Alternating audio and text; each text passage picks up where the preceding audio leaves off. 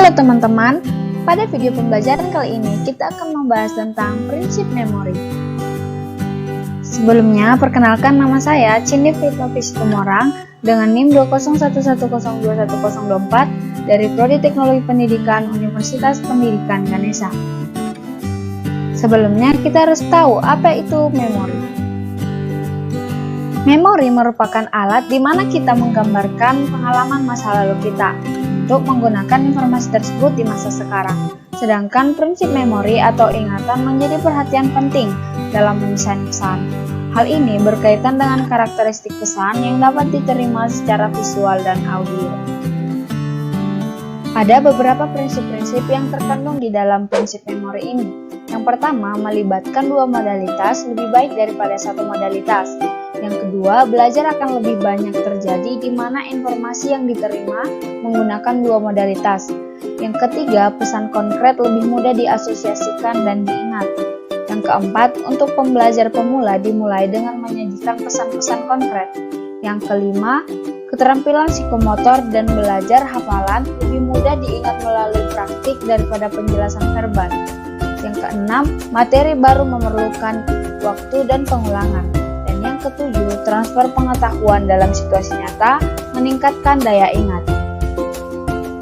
Sekarang kita akan membahas prinsip yang pertama, yaitu melibatkan dua modalitas lebih baik daripada satu modalitas.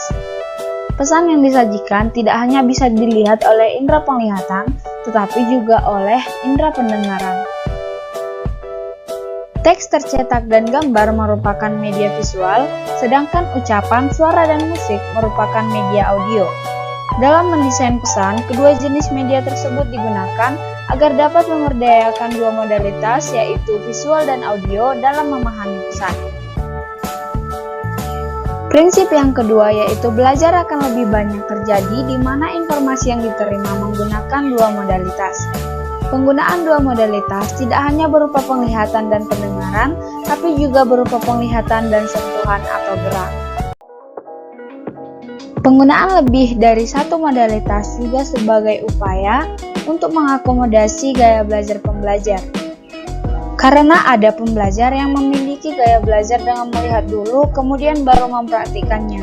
Selama pembelajaran berlangsung, mereka umumnya tenang dan jarang terganggu oleh suara gaduh. Prinsip yang ketiga ialah pesan konkret lebih mudah diasosiasikan dan diingat. Dalam mendesain pesan teks maupun gambar, harus mempertimbangkan tingkat perkembangan pembaca. Dalam mendesain pesan, perhatikan pula kejelasan dan ukurannya. Lebih spesifik suatu objek dan gambar akan lebih mudah diingat. Prinsip yang keempat ialah untuk pembelajar pemula dimulai dengan menyajikan pesan-pesan konkret. Untuk pemula disarankan menggunakan pesan-pesan dalam bentuk contoh-contoh, ilustrasi, analogi, model, dan diagram. Selain itu, pemilihan kata juga merupakan hal yang penting diperhatikan. Gunakan kata-kata yang lumrah bagi pembaca sehingga mampu dicerna maksud dari setiap kata tersebut. Prinsip yang kelima ialah keterampilan psikomotor dan belajar hafalan lebih mudah diingat melalui praktik daripada penjelasan verbal. Aktivitas-aktivitas nyata atau praktik ternyata sangat besar pengaruhnya terhadap pembelajar dalam mengingat konsep maupun prosedur rumit.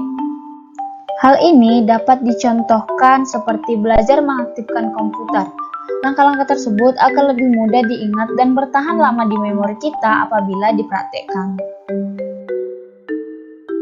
Prinsip yang keenam ialah materi baru memerlukan waktu dan pengulangan. Pengulangan dapat digunakan untuk meningkatkan pemahaman dan daya ingat terhadap suatu konsep. Pengulangan bisa dilakukan dengan mencantumkan teks, gambar, diagram, atau fokus point. Dan prinsip yang terakhir ialah transfer pengetahuan dalam situasi nyata meningkatkan daya ingat. Pembelajar disediakan kesempatan yang luas untuk memanfaatkan atau transfer pengetahuan, sikap, dan keterampilan yang telah dikuasai dalam situasi yang berbeda. Jadi pengetahuan yang telah dipahami itu perlu diterapkan dalam situasi nyata agar lebih tahan lama tersimpan di memori. Aplikasi dari prinsip ini adalah dengan pemberian tugas-tugas, latihan praktik, eksperimen, maupun pekerjaan rumah. Baiklah, cukup sekian yang bisa saya sampaikan pada video pembelajaran kali ini. Jika ada kata yang kurang, mohon dimaafkan.